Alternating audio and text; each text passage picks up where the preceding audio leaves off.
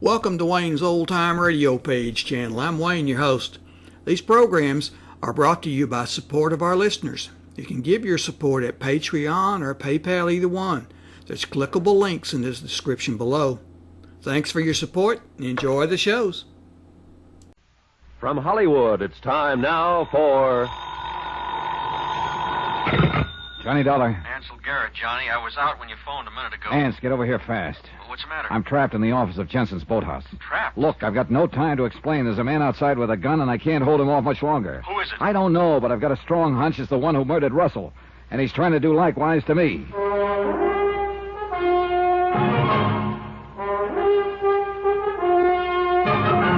Tonight and every weekday night, Bob Bailey in the transcribed adventures of the man with the action-packed expense account, America's fabulous freelance insurance investigator. Yours truly, Johnny Dollar.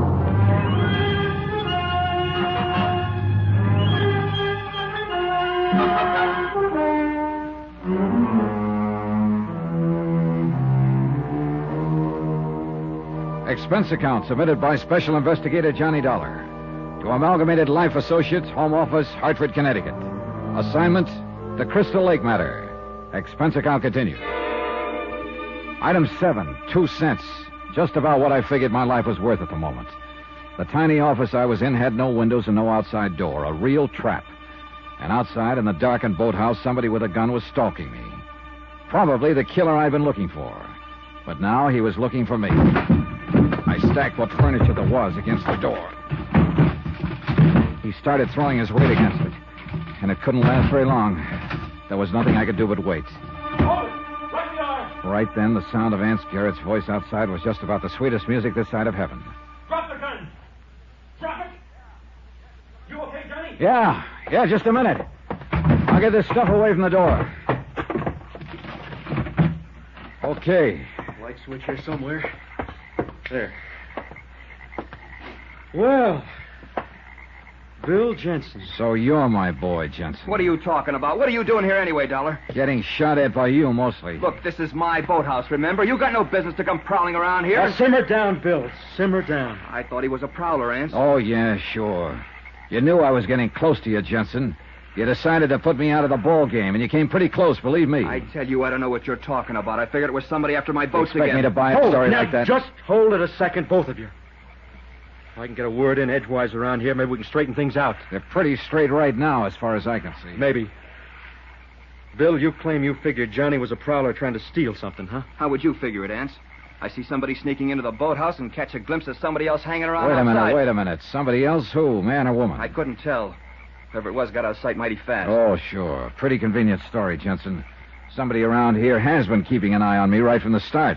But right now, it figures to be you. Look, Dollar, I'm... Hold it, Bill.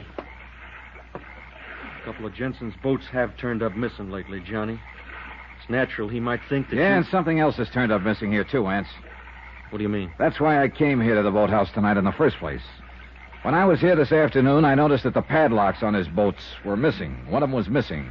They looked an awful lot like the one that Russell's killer put on the cabin door when he planted the body there. A lock's a lock, Johnny. Yeah, but one of Jensen's is missing. Don't forget that. Oh? Here, come here. Take a look. Right there. Yeah. So it is. How about it, Jensen? I didn't even know it was gone.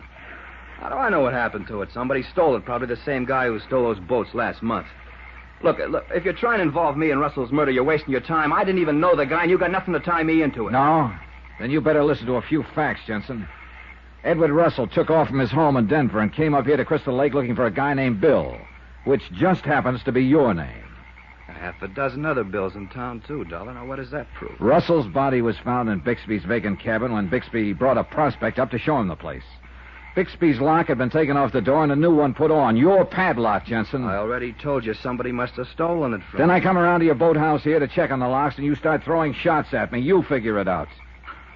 You haven't got a case against me, and you know it, Dollar. Just the same, Jensen, you better come down to my office with us. I got a few more questions I want to ask you. And I'd like to check your gun against the slug that killed Russell. Go ahead. Check it. Sure, I'll come down with you, Ance. I want to get this straightened out, too. But let me tell you something, Dollar. Next time you come around my boathouse without a search warrant, I won't miss. We questioned Jensen for an hour, but he didn't change his story. He kept denying any connection with the murdered man, Edward Russell, or his wife, Leona. Afterward, Anse and I went into his office.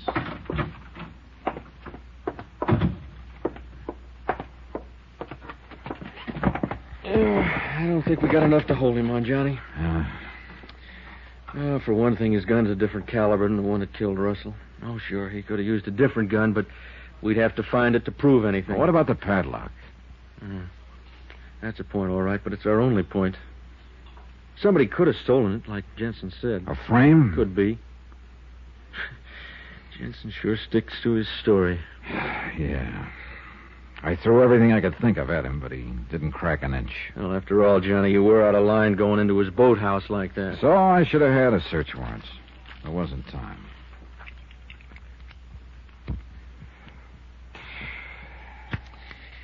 You know, you got quite a knack for stirring up trouble. If you're wrong about Jensen and the other suspects, you're going to owe a few apologies. Apologies I don't mind handing out. But Russell's killer I want. You think I don't? Deputy Sheriff Garrett speaking. What? Oh, yeah, put it through. It's Mrs. Putnam in Denver, Johnny, wife of the man who wanted to buy Bixby's cabin. Yeah. I put a call into her earlier. Hello? Oh, yeah, Mrs. Putnam. This is Deputy Sheriff Garrett up at Crystal Lake. Yeah, the reason I'm calling, your husband tells us you and he had been interested in buying a cabin up here for some time. I thought I'd check with you. What's that? You sure about that? I see. Yeah, well, thanks very much, Mrs. Putnam. Well, I guess your hunches are still clicking, Johnny. She didn't know anything about it, huh? Not a thing. Didn't even know her husband was up here.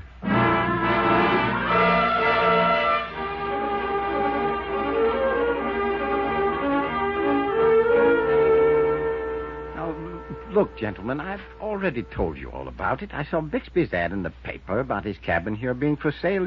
It sounded like just a thing that... That you and your wife had in mind, Mr. Putnam? Yes, exactly. So You can hold it right there, Putnam. You lied to us. I most certainly did not.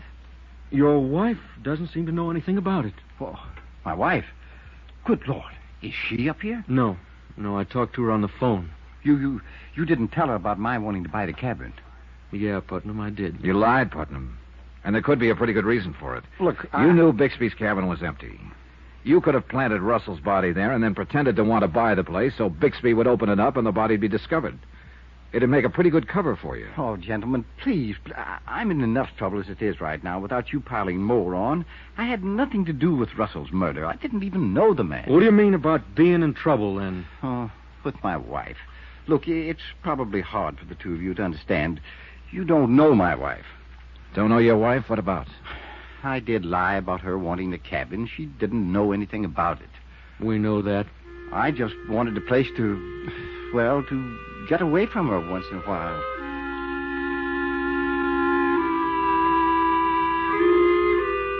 Anse looked at me, and I looked at Anse. And I guess we both had the same idea. The idea that we'd run another in a long series of blanks. We heard Putnam out, a long and familiar tale of woe. We could establish no connection between him and the dead man, so we finally left. We left him in the middle of a long sentence about what his wife said to him every time he got home from the office late. Anse and I went outside. The lake was silver in the moonlight, and a million stars were crowding the sky. A good night to be young. But at the moment, I was feeling 90 years old. Getting you down, Johnny? Yeah, right now I feel like an old beat-up merry-go-round. I've been going round and round, and my bearings are getting creaky. Yeah, the trouble is we've checked out just about everybody who could possibly be involved. It's motive that beats me, Anse. The only one we know of to gain by Russell's death is his wife, Leona, beneficiary of his $50,000 insurance policy. Yeah, but the Denver police established her in Denver at the time Russell was killed up here. She couldn't have done it. We've got only one more lead as far as I can figure. The guy who drives the local taxi here at the lake. Hiram? Yeah. He keeps his car right over there in that shed. I know. That's why I was heading this way. Shed's empty, though. Benny Norton told me when she was with Russell the night he got killed, his Hiram came up and told Russell somebody was looking for him, drove him away. Well, Hiram could have a line on the killer. But I can't seem to get a line on Hiram. I've tried to call him half a dozen times. I've left a message for him to contact me, but I haven't had a word from him. I don't like it. Our boys are looking for him. No sign yet. Well, we're not getting anywhere right now. Hey, look, if you're off duty, Ants, I'll buy you a drink in the hotel room. I am, and you got a deal. Of course, there's one possibility been in the back of my mind all along, Johnny. And probably in yours, too. You mean the killer could be somebody we don't even know about, a stranger? Yeah. Yeah, those are the toughest ones to crack. I know. The lobby's kind of crowded tonight. We're getting into busy season. Mr. Dollar? Hey, it's Leona Russell. Excuse me a minute, Ants. Meet you in the bar. You're right. Good evening, Mrs. Russell. I didn't know you were still here. I'm leaving in the morning. The sheriff asked me to come up here and make an identification of the body. I know. Afterward, I just couldn't seem to get myself organized. I took one of the hotel cottages for a day or two. Such a peaceful spot up here. It's hard to believe. Yes, I understand. Mrs. Russell, your husband came up here apparently looking for a man named Bill. I've questioned 2 Bills so far, Cullen the bartender and Jensen the boatkeeper. Those names mean anything to you? Not that I recall. That's what's so terrible about this whole thing, Mr. Dollar. There just doesn't seem to have been any connection between anybody up here and my husband. Why would anyone have done it? That's a good question, Mrs. Russell. And right now, we don't seem to have an answer for it. I went into the bar, but Aunt Garrett was nowhere in sight. The bartender told me he'd been called away. Expense account item 8, 75 cents, 1 drink. I waited. Still no Garrett.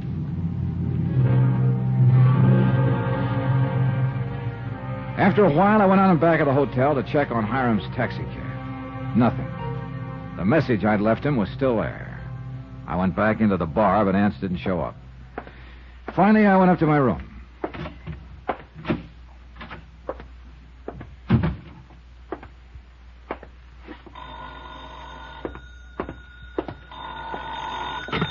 Johnny Dollar. Ants Garrett, Johnny. Oh, hi. I tried to call you in the bar just now. They told me you'd gone to your room. I got tired waiting for you. Sorry, I got hauled away on official business. I'm calling from a gas station up near the 3 Mile grade. Trouble? Plenty. Johnny, seems like when you go looking for people, it always turns out to be bad luck. For them. What do you mean? You came up here looking for Russell. He turned up dead. Now you've been looking for Hiram, the taxi driver. Don't tell me. Afraid so. We just fished his body out of a ravine.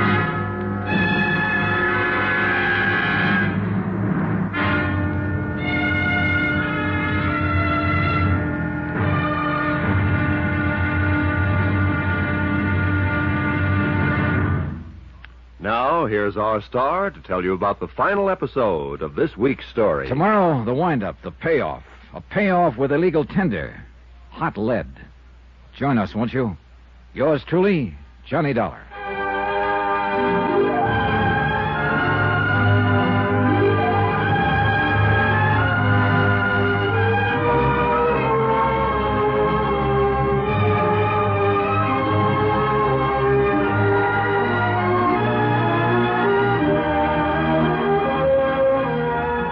Yours truly, Johnny Dollar, starring Bob Bailey, is transcribed in Hollywood. Written by Robert Wright. It is produced and directed by Jack Johnstone.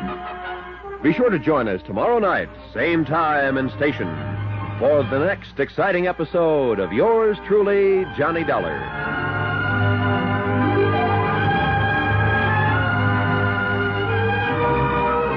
This is Roy Rowan speaking.